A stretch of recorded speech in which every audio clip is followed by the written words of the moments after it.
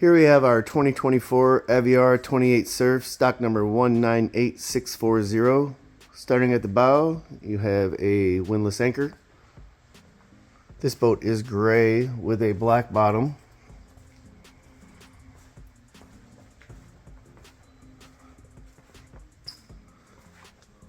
From the aft, you have the Mercury Bravo 4 reverse drive. Provides extra safety for your riders, better control of the boat, and helps you create that perfect surf wake.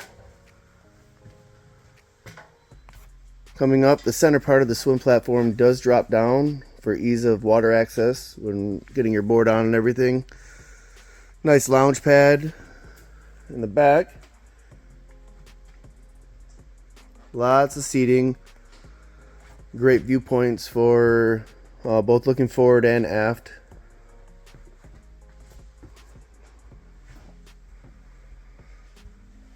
Moving to the helm,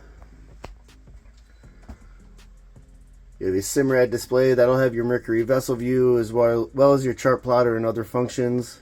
The screen to the right is your Aviara screen. This is where you control the surf wake, all your lighting on the boat, music, etc. This boat does have a large pump out head in the center with a sink.